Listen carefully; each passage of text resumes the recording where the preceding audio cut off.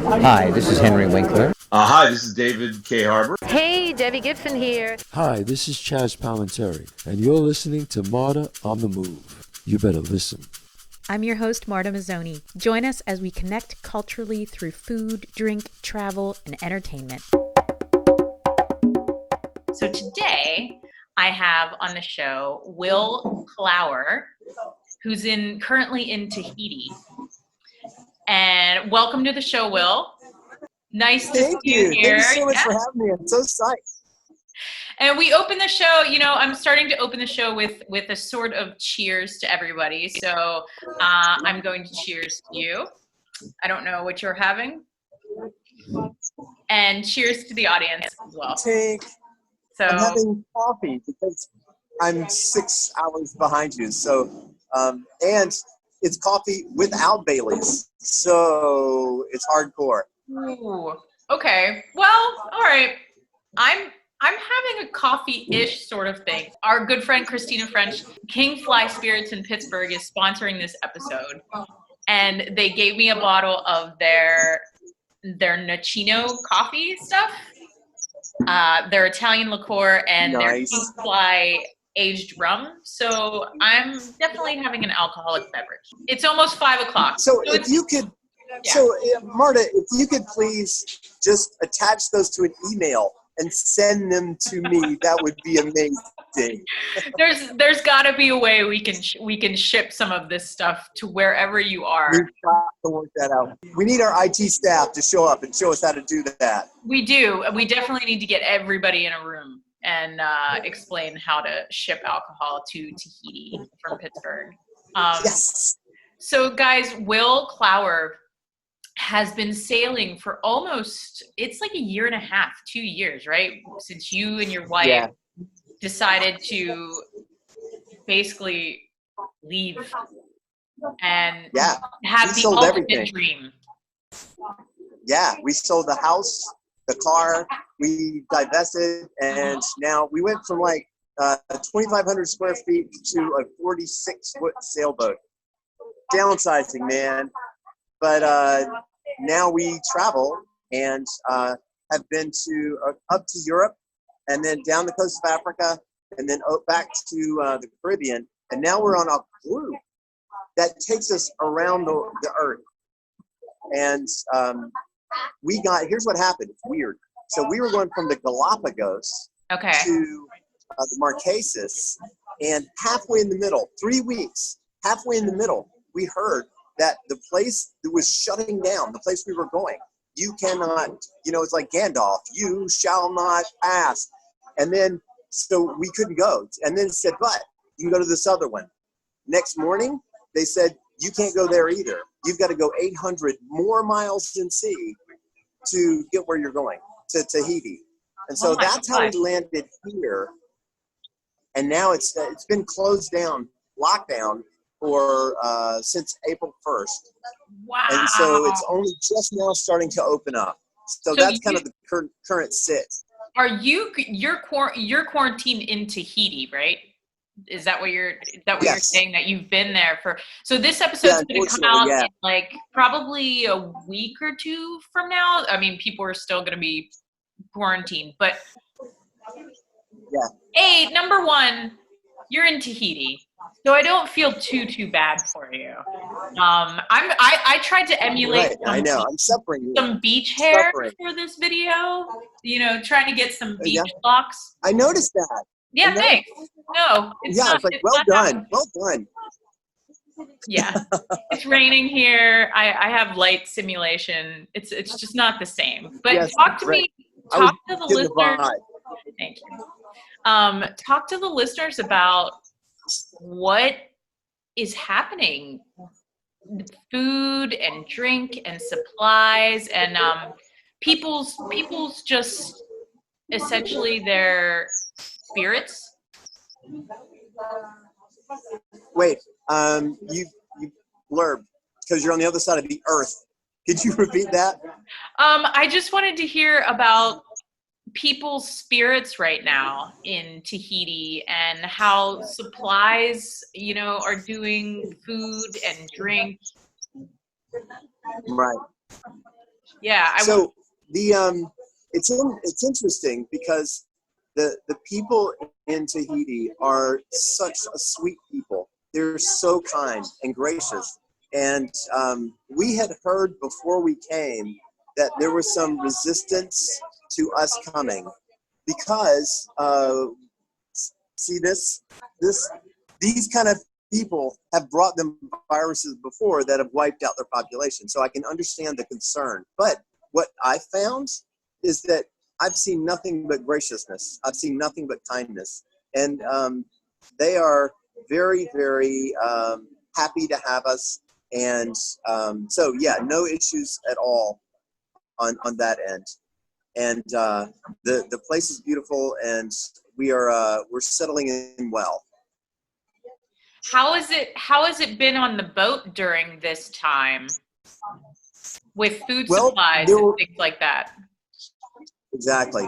They have grocery stores, legit, it's like a Walmart. There's clothes and stuff on one side, and there's food and stuff on the other. And we found no shortages. So we've been able to get everything we wanted. Wow. Except for sweet potatoes. They have a thing they call sweet potato. It's not a freaking sweet potato. It's not orange. I don't know. Somebody needs to have a copyright infringement thing because it's not a sweet potato. Anyway, is it a sweet yam? Potatoes. Is it a yam? Yeah. Yeah, they have different types of tubers, and but theirs are white and more starchy. And so it's like a standard potato, but denser. And they call it a sweet potato. But in any case, besides that, we're not missing much at all, in fact. When we were in Morocco, we couldn't find peanut butter. And as you know, peanut butter is like blood type O, right? It goes with everything. You eat peanut butter with that. I grew up in the South, man. Just give me a spoon. Yeah. But you couldn't find it there. It didn't exist. And so we were anticipating there being something that we couldn't get. But almost everything is available here. Well, especially on a boat. You know, I've sailed on a boat, and that you are having my dream life. I mean, I don't care where you're quarantined. I'm a boat person. That is my dream. But there's only so much space that you have, so you really have to choose your inventory wisely. And peanut butter or almond butter is shelf stable, and it's easy. Right. Yes. Yeah. And you're exactly right. You really have to be thoughtful and mindful around the food that you choose, especially on passage. Like when we came over from Galapagos, we had 3 weeks, so we had to get everything we were going to eat and a little more for cushion in our little cupboards. And I got to tell you, when we were 3 weeks in, and they said you've got an entire another week, it was like, holy cow! We were like counting the canned foods at that point because the fresh foods were gone. Yeah. The root veg were almost all gone. I mean, thank God we caught fish because we got a wahoo that's like my size. And I didn't even think of that. Yeah, and so it lasted like 6 different meals. You know, we had it jerked, we had it pan fried, we had it in a stew, everything. So you really do have to be nimble, and it's like, you know, looking in your cupboard and going, oh, look, corn. We're having corn and whatever else we have. We're building from corn. We're building meals. It's like Iron Chef. Yeah. You know, it's like being the Iron Chef. You just show up and you're like, we're having this today. You know what? I'm actually surprised that there isn't a boat edition of that. I would watch that. So. Exactly. Might want to get on that. So talk to me about this tattoo you got. So you're like a pirate now. Do you have to get a tattoo if you go to boat life? Because I don't have any tattoos, and I kind of pride myself on just waiting this long. Yeah. Well, I was always not a tattoo guy. because it just never appealed to me. And then when we got here, so first of all, tattoo comes from this language, and this is kind of an epicenter of tattoo. And also, the artistry here is incredible. It's just beautiful what they do, and their style is really interesting. So once my friends started getting their, I was thinking about it, like if you're gonna ever do it, this is the place to do it. And so my daughter is also with us, so it's me, Dottie, and Grace, and we all said, okay, we're gonna do this. Oh wow! Yeah. And so we're gonna jump. And so Dottie got one, Grace got one, I got one, Aww. and I want it to be meaningful. So I have. Let's see. Oh, you got the sea turtle. You got to get the sea turtle. Brand new, so it's So it's 3D, which is nice. It's got the map of the world. Yeah, there's a map of a world on the back of the turtle with the sailboat sailing the seas. So, and I got three birds. These are swallows, and the swallows are they represent 5,000 miles at sea. So I have 3 of them now. And by the time we get around the, I know. So when we get to New Zealand, I'll probably have another one by then. And so I want the swallow to be in the New Zealand style. Like this is in the Polynesian style. And then the next one may be Durban, South Africa, down there around the bottom of the horn. And so I want it in their style, whatever that is. And then all the way back to St. Lucia. So I have a question for you. I mean, you've been to so many different places, right? And yes. And the cool thing about a boat, for people that are watching this and they're like, hell no, like I'm not a boat person. This is those tattoos, like what? I don't get it. The thing about a boat is that you can take it into the less traveled places. You can take it into the nooks and crannies and really see these islands the way that they were supposed to be seen, you know, coming in. There's nothing like coming in and then seeing an island, you know, unfold before you. It's incredible. So my question is, of all the places that you have gone, what have been the places that have just blown you away? Oh my God. I have goosebumps now. So I can't wait. Hold on, let me grab my pillow. Let me just settle in. Bonifacio in Corsica.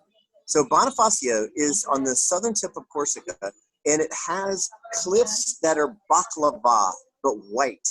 And they're like powdered sugar baklava, and they're huge. They go straight up. And so you sail into the slit, and then it's a little curvy, and then as soon as you get a little ways in, it opens up. It's kind of like Dorothy stepping into Oz, but there's this giant old castle that's been there since dirt was invented. It's just forever, and it's gorgeous and beautiful. And there's this beautiful little French town with the best fish soup you ever put in your mouth. And so that entryway is stunning. It's one of the best entries ever. The other one is sailing north into Santorini. If you know Santorini, it's the volcano that blew up like 5,000 years ago and left this rim. And so it's an active volcano. It's still got a dome of growing lava in the middle of it. But you can sail into it. And sailing into an active volcano, that's some shit. So Wait. You're sailing into the volcano? How does that work? So this island is this big island blew up thousands of years ago, and it created a cavern in the middle, and there's an opening on one side, and so in that opening you can go right into the middle of it, and it's this giant, it's like a stadium miles high with all those Greek buildings that are all painted white. So when you sail up to it, it looks like there's snow on the roof, on the mountaintops around, but it's just all these beautiful houses with their blue windows. And when you go around, Marta, when you go around, there's a black beach. It's like ebony black beach, and then there's a lime, and there's a red beach. It's carmine.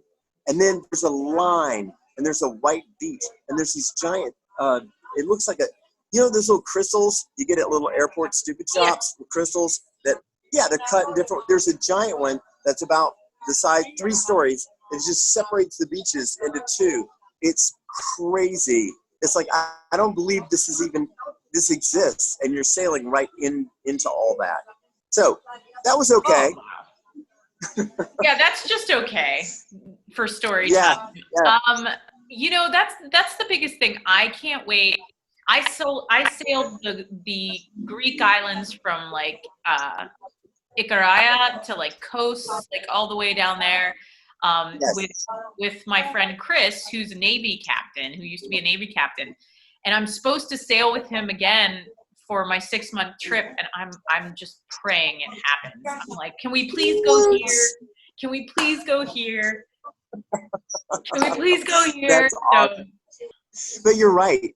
The cool thing about being on a boat is that you can find the little places. Just yesterday, they opened up this island and Moorea, which is right next door, to so that we can go visit. And now I'm like a child. I'm like, yes, we're out of here. We're going to play.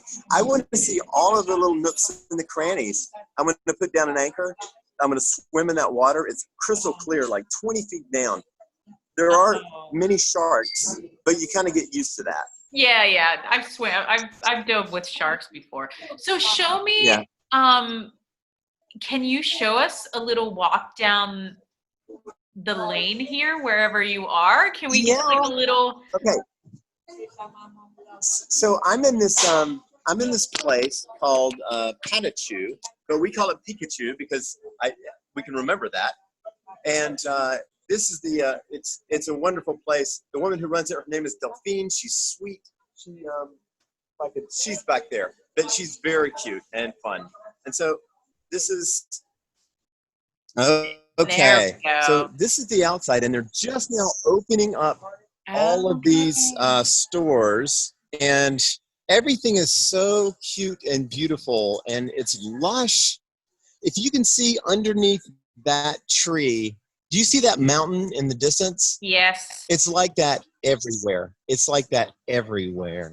And the road is out there, and there's palm trees all it's just a weed.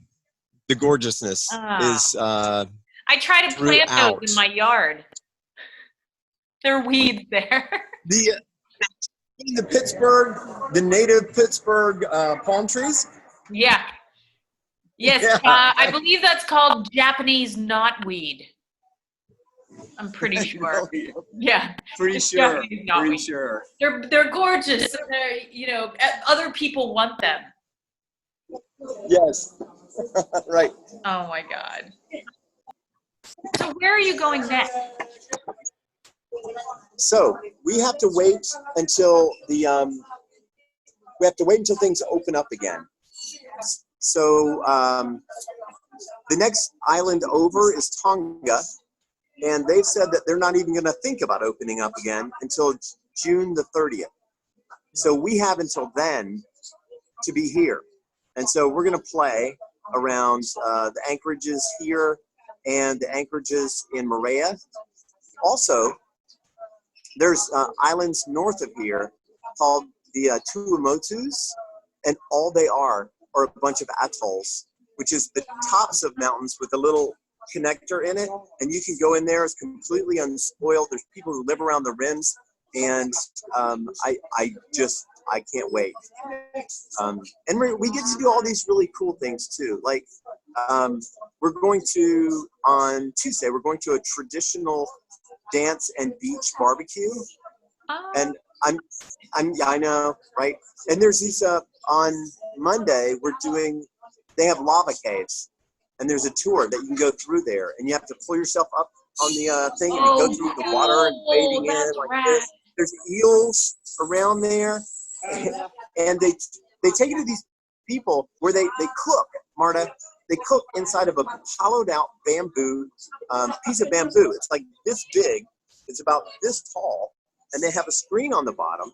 And bamboo holds its heat really well and doesn't burn. And so they put everything in there, they close it up, they set it by the fire, and then in the end, you have the pork and the yams and the other veg and all the stuff.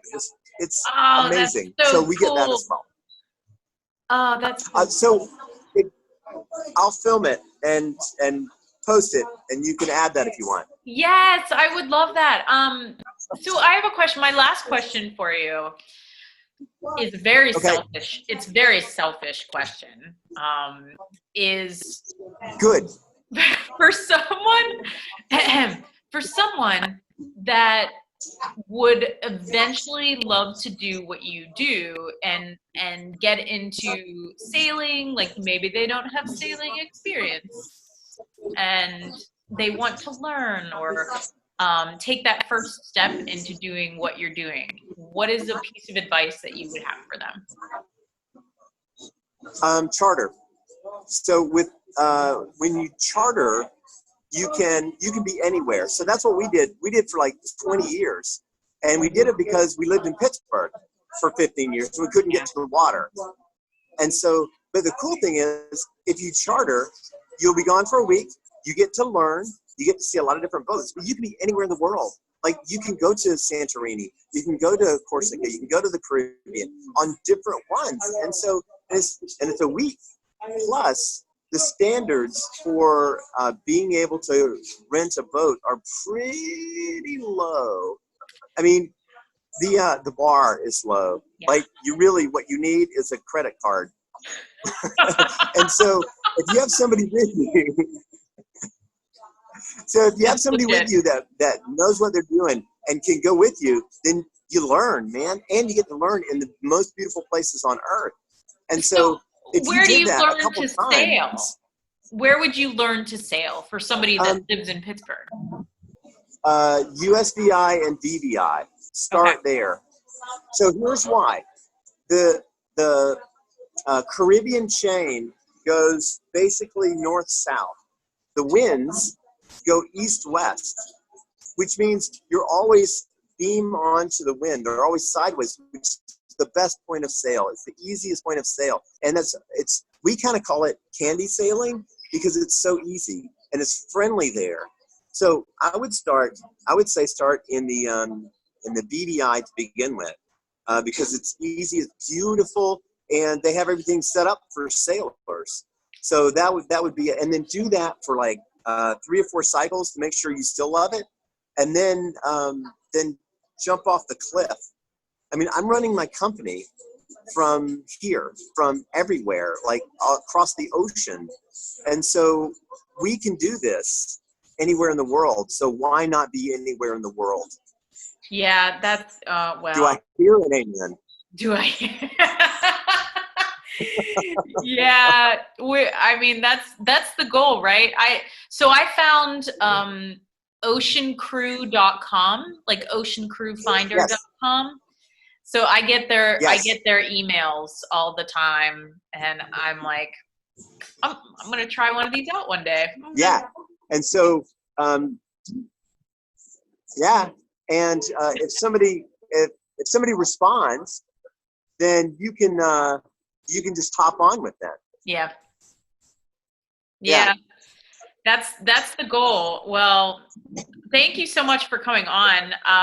So where can people follow you? Where can they follow your adventures? So I have a site where I write about all this stuff. Oh, yeah. It's called svamari.com. And that's the name of my boat, Amari. She's a good girl. You can call her anything you want, but she answers to Amari. And she's the one who takes care of us. She's the one who makes sure we get where we're going. So svamari.com. And I would love to keep up with anybody who wants to keep up. Just write me a note. And if you have questions when we go places, then I'm all over it. Oh, that's awesome. That's awesome. Well, thank you for coming on the show. Guys, thanks for tuning in.